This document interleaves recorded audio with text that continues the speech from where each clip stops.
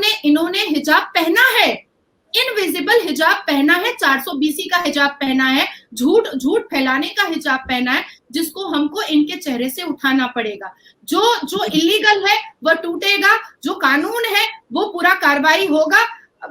तो वो मुसलमान जाकर के उसको चूमने लगा, तो वहां पर एक अरबी पूछा कि तुम उसको चूम क्यों रहे हो, तो कह रहे हैं कि दुआ लिखी हुई है ना, कुरान की आयत लिखी हुई है ना, तो कहा कि नहीं ये तो लिखा हुआ है शौचालय, ये तो शौचालय लिखा हुआ है, टॉयलेट तुम यहाँ हक सकते हो, तुम यहाँ मूत सकते हो, ये कुरान की कोई आयत नहीं है। तो ये वाले मौलाना है, ये पाखंडी है, ये 420 मौलाना लोग हैं, इनको नहीं। आपके चैनल के माध्यम से कि क्या उन्होंने कभी शॉर्ट्स, हाफ पैंट और स्विमिंग कॉस्ट्यूम और बिकिनी पहनकर देखा है क्या, और हिजाब भी पहन करके देखा है, उनको खुद समझ में आ जाएगा कि कितना कंफर्टेबल कौन सा कपड़ा होता है। और जो दिख रहे हैं कैमरा के सामने, क्या ये डिप्राइव है, क्या ये मजलूम है? ये तो दाढ़ी टोपी लगा करके रोज न्यूज चैनल की खिड़कियों में बैठ करके उल्टा पुल्टा भौंकता है। ऐसे ऐसे मौलवी मुल्लाओं को देखिए, जुबान की बात अब समझ में नहीं आएगी, सिर्फ और सिर्फ जेल की सलाखें ही इनको सीधा कर सकती हैं।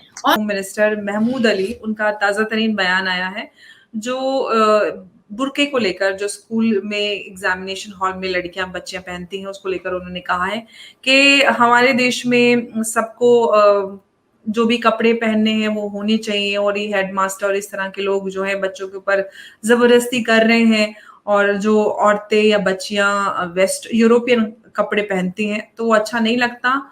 बुर्का नहीं पहनना चाहिए, ऐसा कहीं नहीं लिखा, और अगर छोटे कपड़े पहनती हैं और लड़कियां तो वो अच्छा नहीं लगता है उनको, वो अनकंफर्टेबल होती हैं, और अगर बुर्का पहनती हैं, ज्यादा कपड़े पहनती हैं तो सुकून मिलता है। इस बयान को आप कैसे देख रही हैं? बहुत जजमेंटल स्टेटमेंट के नजर से मैं देख रही हूँ, और महमूद साहब से मैं पूछना चाहूंगी आपके चैनल के माध्यम से कि क्या उन्होंने कभी शॉर्ट्स, हाफ पैंट और स्विमिंग कॉस्ट्यूम और बिकिनी पहनकर देखा है क्या, और हिजाब भी पहन करके देखा है? उनको खुद समझ में आ जाएगा कि कितना कंफर्टेबल कौन सा कपड़ा होता है और कितना सुकून कौन से कपड़े में मिलता है। ये उनको खुद खुद ब खुद समझ में आ जाएगा।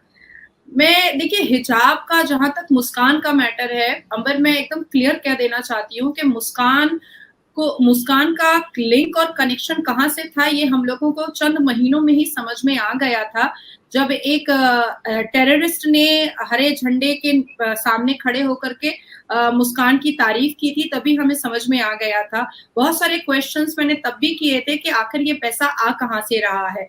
अंबर, आपको भी पता है कि सुप्रीम कोर्ट में एंटर करना या कैलकाटा या किसी भी स्टेट के हाई कोर्ट में एंटर करना मुंह की बात नहीं होती है, पॉकेट बहुत ज्यादा लोगों को बहुत गर्म रखना पड़ता है, तब जाकर के हम एक न्याय लेकर के आते हैं।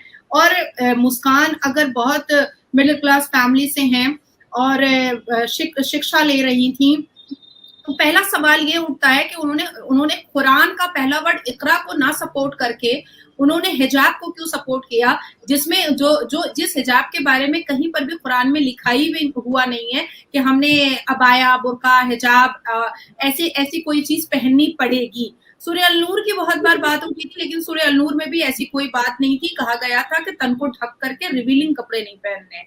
अब आती है बात कि आखिर ऐसा क्या कनेक्शन था और ये फाइनेंशियल सपोर्ट मुस्कान को कहां से आ रहा था। ये बात पूरा देश, पूरा हिंदुस्तान जान चुका है। वो अब तक अरेस्ट क्यों नहीं हुई है, ये भी एक बहुत बड़ा मुद्दा है। उनको, मुस्कान को इमीडिएट अरेस्ट करना चाहिए एनएसए के चार्जेस पर, नेशनल सिक्योरिटी के चार्जेस पर। दूसरी बात आती है कि महमूद जी को मैं जरूर आपके चैनल के माध्यम से एक संदेश भेजना चाहती हूँ, बहुत प्यारा संदेश है, और कुछ कपड़े भी अगर उनके एड्रेस मिल जाए तो मैं उनको कुछ कपड़े भी भेजूंगी, लाइक बिकिनी, शॉर्ट्स और हॉट पैंट्स। मैं तो कहती हूँ, आपकी बात बीच में कट रही है, 4-6 उनको बुरके भेज देते हैं, वो जब 3-4 बुरके एक के ऊपर एक गर्मी में पहनकर बाहर निकलेंगे तो उन्हें भी सुकून मिलना चाहिए। सारा सुकून महिलाओं को ही क्यों मिले, मर्दों को भी मिलना चाहिए ना सुकून। नहीं, मैं वही कहना चाह रही थी कि उनको दोनों तरीके की चीजें भेजनी पड़ेंगी। उनको ऐसे कपड़े भी भेजने पड़ेंगे, नॉर्मल कॉटन का टी शर्ट और शॉर्ट्स भी भेजना पड़ेगा, और बुर्के और हिजाब वो वाला जिसमें ग्लव्स भी होता है और आंखें छोटी सी चोरों की तरह नजर आती है, डकैतों की तरह बाहर निकल जाते हैं एकदम प्रेत आत्मा की तरह, तो ऐसा बुर्का भी हम उनको भेजेंगे और उनको पहन करके मीडिया के सामने हिजाब पहन करके, बोरखा पहन करके वो डकैत वाला उनको दिखाना पड़ेगा और उनको तब बोलना पड़ेगा कि धूप की शिद्दत में खड़े होने के बाद आप कैसे लग रहे हैं। एक तो आइडेंटिफिकेशन का जो माँ बहन एक होता है, अंबर, वो तो होता ही है। आजकल आप देखिएगा कि आप गैदरिंग में या मार्केट में, जो ओपन मार्केट होता है, उसमें बुरखे वालियों को ना बहुत बहुत पॉइंट आउट करता है, क्योंकि बुरखे वालियां ना बहुत मतलब चोरी भी करती हैं सामान को। जो जैसे सरोजनी नगर आप चले जाइए, जैसे हम यहाँ पर बड़ा बाजार मार्केट वेस्ट बंगाल में चले जाते हैं, या आप लोखंड वाला चले जाइए, तो ऐसी जगह पे महाराष्ट्र के, तो ऐसी जगह पर हम लोग देखते हैं कि बुरखे वाले को बहुत पॉइंट आउट करके और तेज नजरों से देखता है कि ये तो जरूर चुराएगी। तो ऐसे ऐसे आइडेंटिफिकेशन ही इनके रख दिए गए हैं। तो मुझे लगता है ये सब दकियानूसी बातें हैं, और इस टाइप के जितने भी मुसलमान हैं, इन्होंने एक अफरा तफरी का माहौल मचाने के लिए ऐसी बहुत सी बातें कही हैं और कहते चले जा रहे हैं। इनको अपनी हार जो है ना वो साफ साफ दिखाई दे रही है। देखिए, इन्होंने सिर्फ अपने मुंह से जजमेंटल बातें या झुट्टी लुच्ची बातें नहीं कही हैं। इतिहास में जब हम बचपन से हिस्ट्री पढ़ते हुए चले आ रहे हैं अंबर, तब भी हमने बहुत कुछ झूठ उसमें पढ़ा है। आज देखिए, वीर सावरकर की बात को छुपाया गया है कर्नाटका में, उसका सिलेबस ही हटा दिया गया है। लेकिन मैं कहना चाहती हूँ कि अकबर के बारे में हम लोगों को सच्चाई क्यों नहीं बताई गई हिस्ट्री में।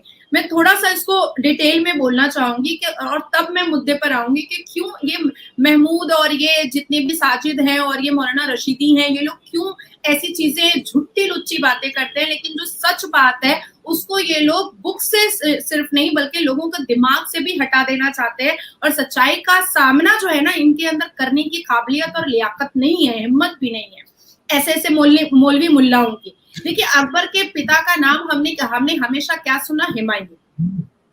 हमेशा हमने हिस्ट्री में यही पढ़ा। बट 1539 में हुमायूं बिजी हो गया था चौसा के बैटल में, चौसा के साथ एक जंग में वो बिजी हो गया था, और 1540 तक वो उसी जंग में बिजी रहा। उसके बाद हुमायूं जो है वो अपनी वाइफ को अमरकोट के राजा के हवाले करके वो वहां से निकल गया, और 15 साल वो मिसिंग डायरी देने वाला तो कोई सिस्टम उस वक्त नहीं था, नहीं तो हम लोग हुमायूं की मिसिंग डायरी दे देते, या उस वक्त वो लोग मिसिंग डायरी दे देते हुमायूं, क्योंकि वो कहाँ गायब हो गया था किसी को पता नहीं था। और इस बीच में पता चला कि हुमायूं को एक पुत्र पैदा हुआ है जिसका नाम अकबर रखा गया है।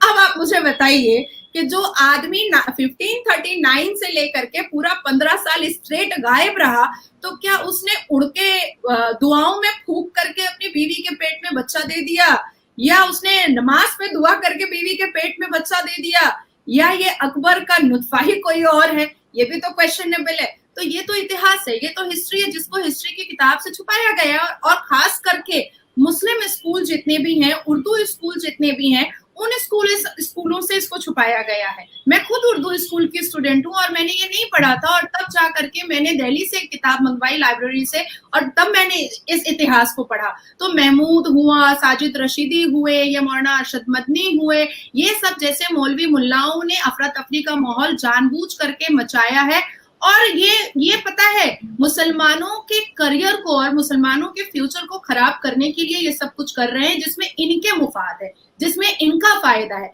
या तो ये किसी ना किसी पॉलिटिकल पार्टी के ये चाटुकारता होते हैं, या तो फिर इनको पाकिस्तान को ये सपोर्ट करते हैं, या पेशावरी जैसे कुछ लोगों से इनके पास पैसा आता है जिसकी वजह से ये लोग ये सब करते हैं। तो ऐसे लोगों को नजरअंदाज अब नहीं करना चाहिए, बिल्कुल नहीं करना चाहिए। कानूनी कार्रवाई करनी चाहिए, और भरी महफिल में इनको बेइज्जत करके इनसे पूछना चाहिए कि ये ऐसा आपने बोला है तो किस बिना पर बोला है और किस रीजन पर बोला है, उसका प्रमाण दीजिए। उसी वक्त इंस्टेंट उस महमूद को एक बोरखा पहना करके धूप में खड़ा कर देना चाहिए था 1 घंटा।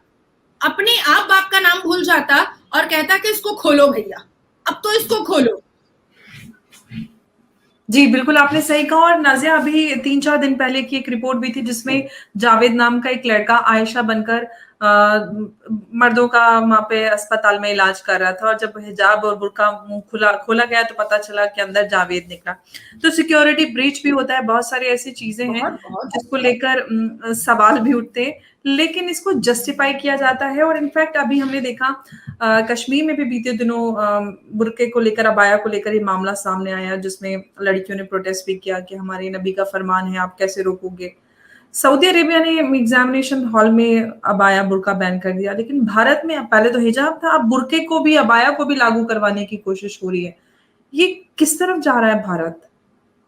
देखिए, भारत एक तरफ तो जब हम सेंट्रल गवर्नमेंट की तरफ देखते हैं तो हमारे जीडीपी को हम देखते हैं 7.2% चला गया, हमारे इकोनॉमिकल ग्राफ को देखते हैं तो कहीं आसमान को छू रहा है।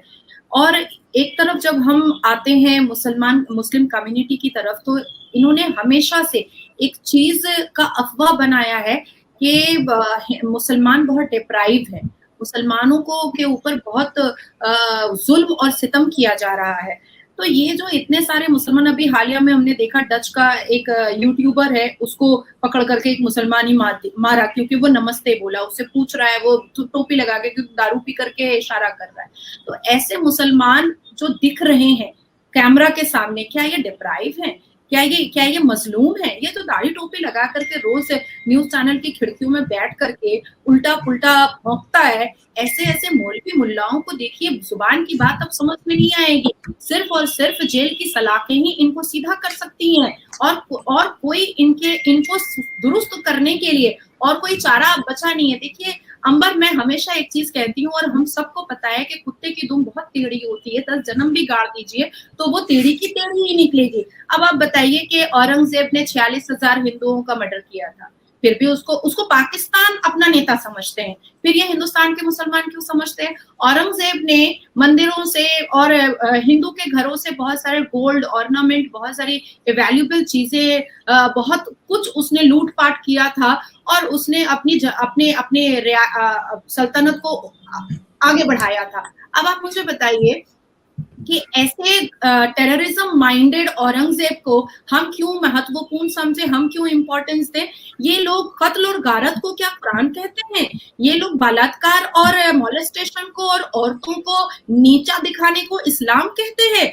ऐसा इस्लाम और ऐसा तो कुरान नहीं है। देखिए, मैंने पहले भी आपसे जब डिबेट में मैं बैठी थी तब भी मैंने आपसे उस इंटरव्यू में कहा था कि हदीस बोल करके कुछ नहीं है, ये सिर्फ इन्होंने अपने कंफर्टेबल जोन को हदीस के नाम पर एक तुम्बा छोड़ा है और जिसको सब पर लागू करने की ये कोशिश कर रहे हैं, इसके अलावा कुछ नहीं है। अब चप्पल और जूता और जेल की सलाखों के अलावा ऐसे ऐसे दाढ़ी टोपी वाले और ऐसे ऐसे मौलवी मुल्लाओं का इलाज सिर्फ यही कर सकता है, इसके अलावा और कोई नहीं कर सकता है। क्योंकि जब कुरान में कहीं पर भी हिजाब अबाया की कोई बात और कोई जिक्र ही नहीं है, तो फिर आप होते कौन है हमें फोर्स करने वाले? और अच्छा, इनकी सारे बैरिकेड्स ये औरतों को ही क्यों बताते? भैया तुझे इतना शौक है अबाया पहनने का, तू पहन के चलना, रास्ता में अपना मुंह छुपा के चलना, क्योंकि सबसे ज्यादा झुट्टा लुच्चा काम तो वो इमाम और मौलवी कर रहा है अभी, चंद पैसों के लालच में। तू तो सबसे ज्यादा कर रहा है, तो तू बुर्का पहन करके चलना। हर रोज देखिए टीवी डिबेट पर ये बेइज्जत होते हैं और लड़कियों से बेइज्जत होते हैं, फिर भी देखिए ये दूसरे दिन बुलाइएगा फिर चला आएगा। क्यों चला आता है? क्योंकि ये जो फातिया पढ़ता है ना और 101 रुपया लेता है अगरबत्ती जला करके, इसका रेट बढ़ता है टीवी पर आने से। आप सोचिए, ये जो पीर बाबा लोग बैठे रहते हैं, ये पीर बाबा लोग हाथ मिलाने का 10 रुपया, 5 रुपया, 100 रुपया, 200 रुपया लेते हैं। अब आप सोचो कि जिस पीर बाबा लोग का हाथ मिलाने से पैसा देना पड़ता है, ये कहां से अल्लाह का बंदा हो गया? ये कैसे अल्लाह का बंदा हो गया?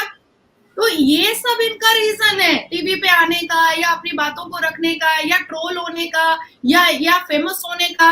इनका फातिया का पैसा बढ़ जाता है, अगरबत्ती जला के जो ये फातिया पढ़ते हैं। आखिर क्यों ऐसा है कि हमारे मक्का मदीना में फातिया नाम की कोई चीज नहीं है? आखिर क्यों कहा गया है कि आप मक्का जाइएगा तो आप किसी चीज को छू करके आप चूम नहीं सकते, लेकिन यहाँ मजार में जाइए, आप देखिए अपना सजदा टेक रही है, अपना ये कर रही है, अपना ऐसे करके मोर का पंख हिला रहा है, तो हरा हरा रुमाल बांध दे रहा है। क्यों भैया ये सब नौटंकी क्यों चला रहे हो? ये सब नौटंकी इसलिए करता है, आप अजमेर जाइएगा अंबर, मैं तो हर जगह एक्सप्लोर करती, मुझे बड़ा मजा आता है घुस घुस के देखने में। तो मैं अजमेर आप जाइएगा तो सबसे पहले तो बाहर में ही आपको रोक लेगा, उसके बाद आपको बोलेगा 10,000 का चादर चढ़ाइए, 1,000 का चादर चढ़ाइए, चांदी का गेट बनवा दीजिए। मतलब आपके शरीर पर अगर अच्छा कपड़ा है और आपके हाथ में अगर महंगा मोबाइल है, तो वो लोग समझ जाता है कि इसको कैसे हमने एकदम मतलब चू बना करके इसके पॉकेट से पैसा निकलवा लेना है, ठीक है।